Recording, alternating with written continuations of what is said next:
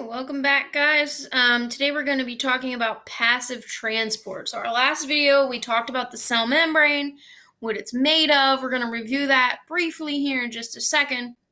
And then we're going to talk about passive transport. All right, so just a refresher. The cell membrane is made up of a phospholipid bilayer. Ooh, I cannot spell today.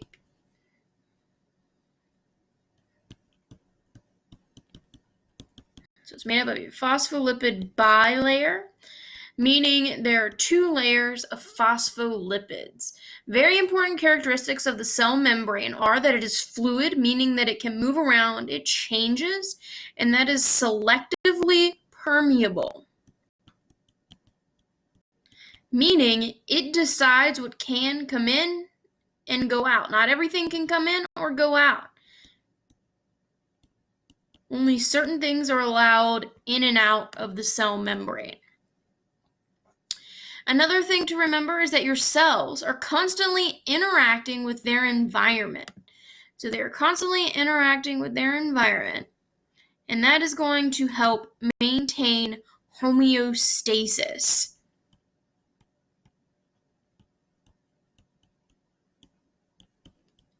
Remember, homeostasis is the ability to maintain a stable internal condition. So the cell membrane maintains homeostasis by deciding what comes in and what goes out when it's needed within the cell. And one way that they do this is, again, by deciding and controlling what goes in and out across the cell membrane.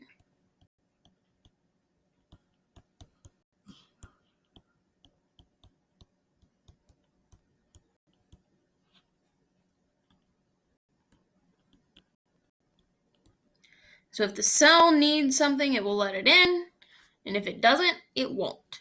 So it selects what can come in and out based on what the cell needs. And there are two different ways. This is going to be the part one of how things get in and out of the cell. So we know the cell membrane has to let things in and out, and there are two ways that it can do. There are two different types of transport that will help things come in or go out of a cell. The first type, the one that we're going to focus on mainly today, is called passive transport.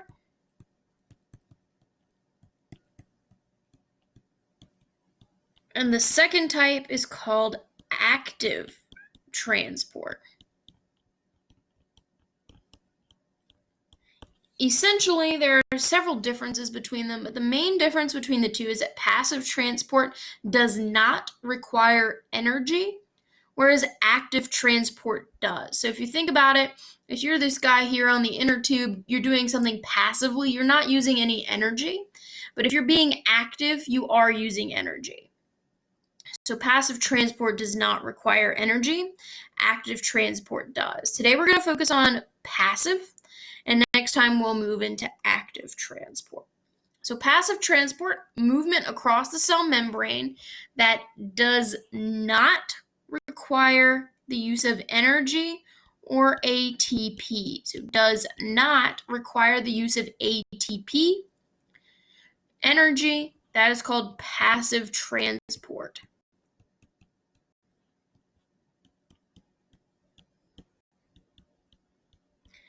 Energy is essentially ATP. So anytime I say ATP, that means energy. And the way that this happens, it's made possible by what we call a concentration gradient.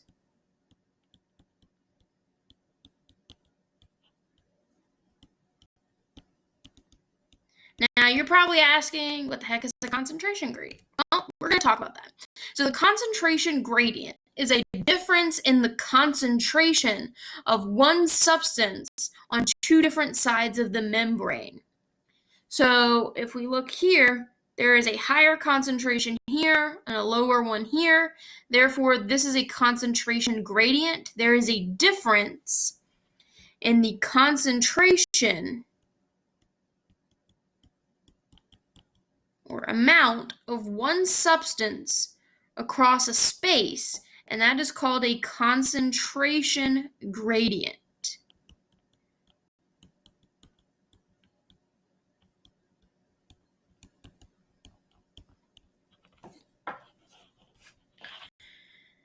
And this is going to involve the random motion of molecules from a high concentration to a low concentration, and that eventually is going to lead to equilibrium. So let's say that this is outside of the cell, this is inside of the cell.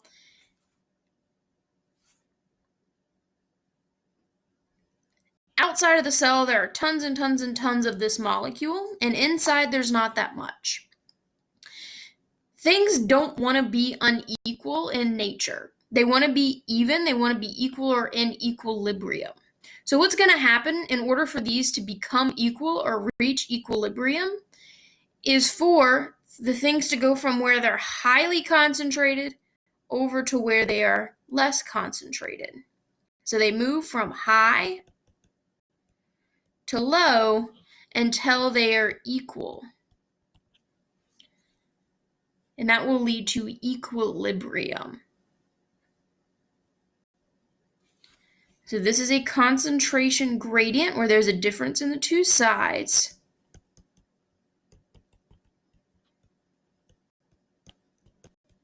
And this over here is equilibrium because it's completely equal.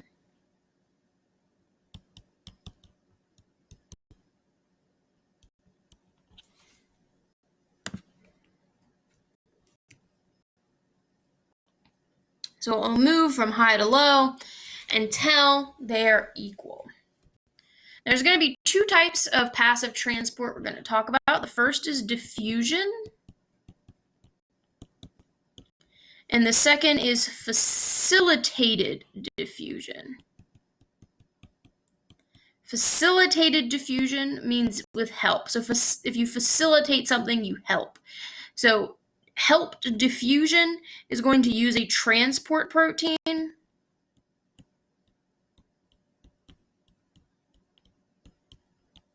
to assist in transporting something across the membrane. So we're going to start with diffusion. Diffusion is the movement of a substance from an area of high concentration to an area of low concentration with no help at all. It goes right through the membrane all on its own, no help at all. So an example of this would be food coloring in water. If I take food coloring, I'm going to squirt it into my water, maybe a couple drops.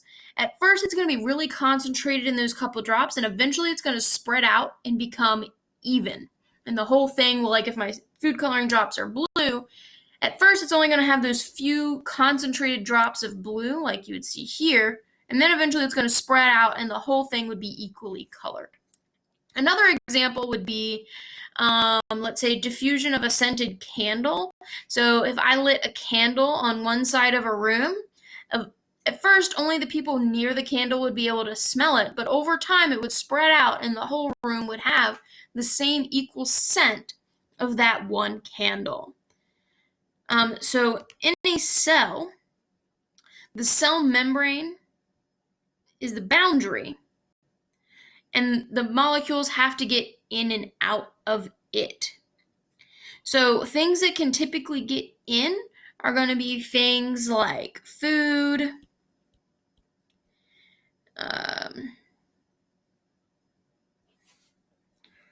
sugar, carbs, amino acids, water, and then things that need to get out are ammonia, salt, CO2, water, and different waste products, but not everything can go in and out all on its own. Oop, I did the clicky thing again.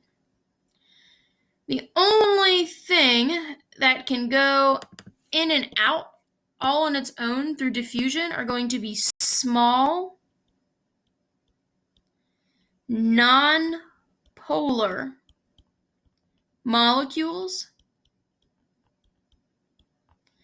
like fats and lipids.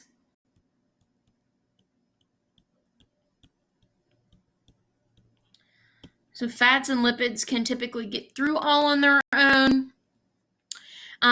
Anything that is polar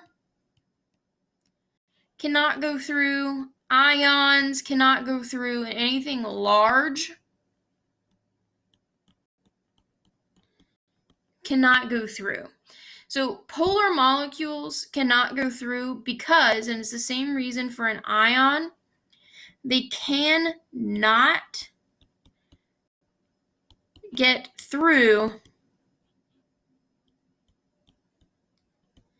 the nonpolar zone. So in our cell membrane, if we look over here, the nonpolar zone is the region here where all the tails are, and it's very, very thick. Anything that is charged or polar is not going to be able to get through that nonpolar zone without some help, because the tails do not like anything that's polar. It's going to be very hard for polar charged molecules to get through. Large molecules can't get through simply because they can't fit between the phospholipid heads and the tails. It's just they're too big to fit through. So large molecules, polar molecules, ions, they're going to need some type of help. And that brings us to facilitated diffusion, which is diffusion with help. So again, this is a type of passive transport. And this is going to be the passive transport of polar molecules or ions.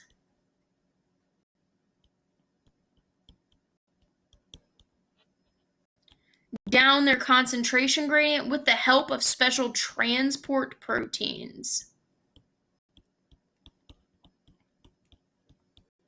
And transport proteins are going to look like these large things found in the center of a cell membrane.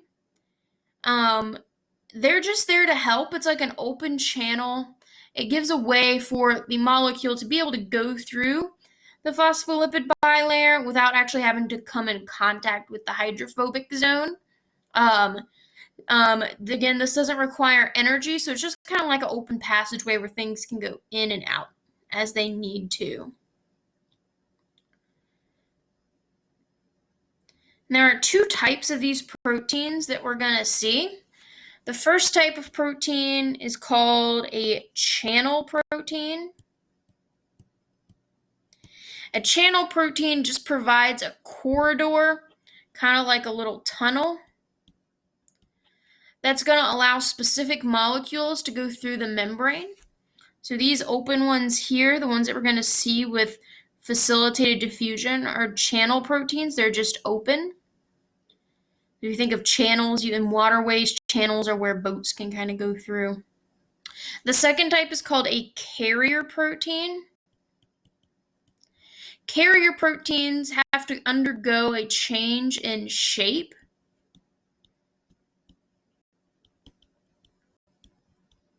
that allows molecules to go in and out. So for a carrier protein here at the bottom, our molecule here will move into the protein.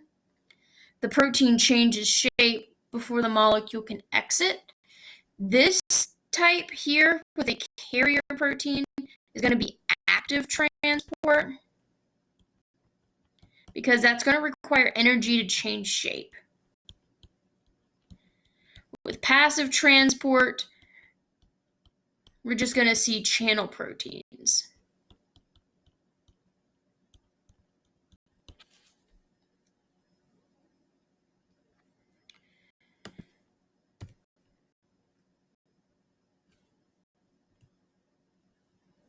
So with the help of facilitated diffusion, large molecules, polar molecules, ions are able to move across the cell membrane with the help of a special protein. But we are left with one more category that falls into the category of passive transport, and that is osmosis. Osmosis is the diffusion of water across a semi-permeable membrane.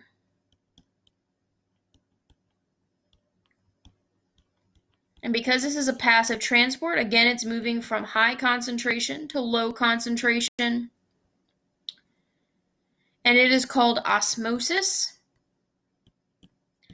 I remember H2O osmosis.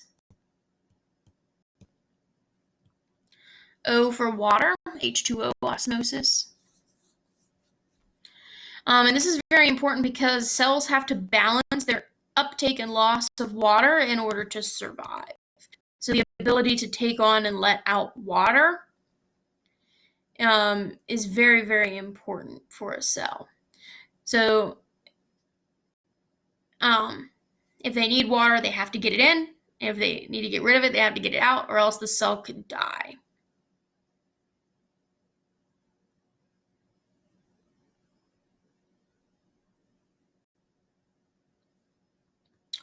All right, so direction of osmosis is determined by comparing total solute concentrations. So we're going to look at 3 different ways and different solutions that are going to control the way water moves into and out of a cell. So first, let's just talk about what a solute is. A solute is a solid that is dissolved in a liquid. So if we had salt water, salt is a solute. It's dissolved in the water. So there's 3 different types of solutions that we can have. A solution can be hypertonic, meaning it has more solute and less water. It could be hypotonic, meaning it has less solute and more water. Or it could be isotonic, which means solute and water are both equal. And the concentrations of water and solute are going to determine what happens to a cell. So let's go down and let's first talk about the isotonic solution here. So isotonic is the easiest one because it's the same concentration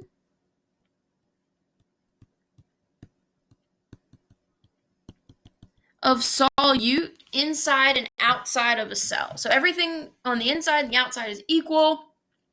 Things are going to move in and out equally, but there is no net movement of water, meaning water goes in and out equally.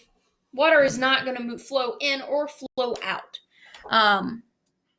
over an overall flow in or out.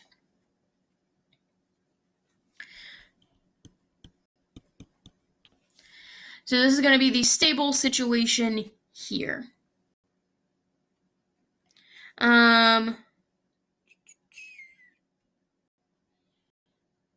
These diagrams here are going to be incorrect. We will modify them as we go. The PowerPoint presentation is correct. So first we're going to talk about a hypotonic solution. So before we do that, I'm going to rearrange this. This should be 20. This should be 10. You can go ahead and make that change on your sheet. So a hypotonic solution is a solution with a lower solute concentration, and water will move from outside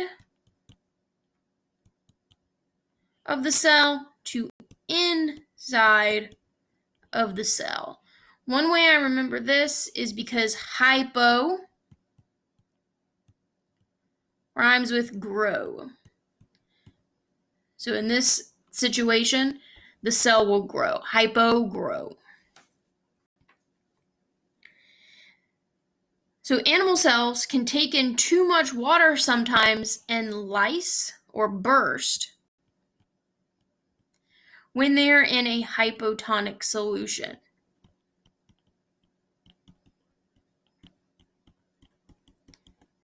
So if a cell is in a solution that has more water than it should, it will grow, and then burst. Plant cells prefer a hypotonic solution because their cell wall prevents them from bursting.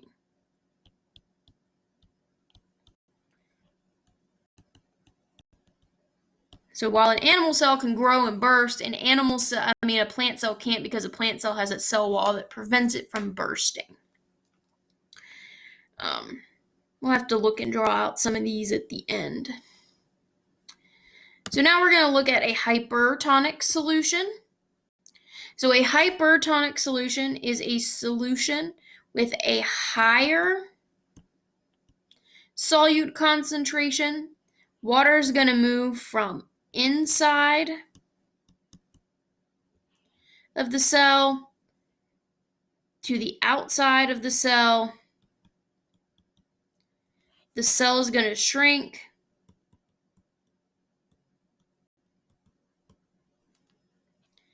Both plant and animal cells are going to be in danger of shriveling.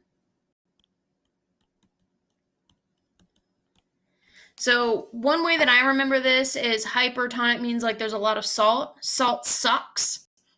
So salt sucks the water out of something.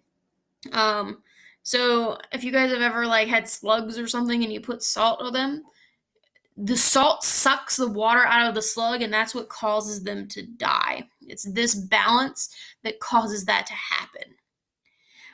So in this space here at the bottom, we'll go through a few different situations. I'll draw a couple out. So this is my solution and I have a cell. Let's say, I'm going to draw that a little larger, that way I can write in there. So let's say my cell has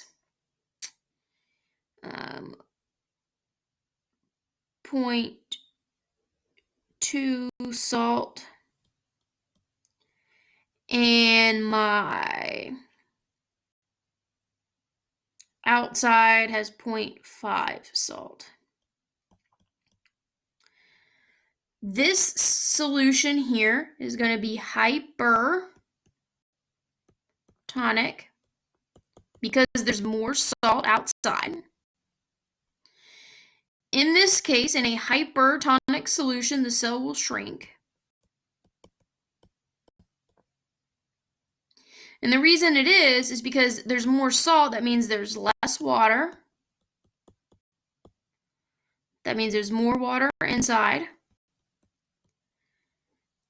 And water moves from high to low, so the cell is going to shrink.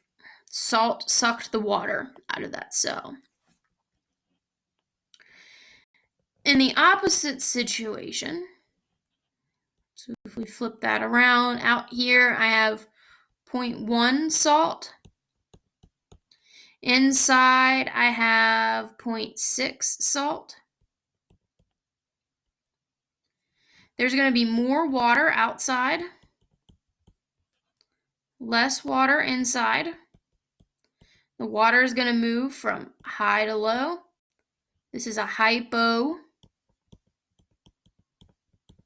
solution, and this cell is going to grow.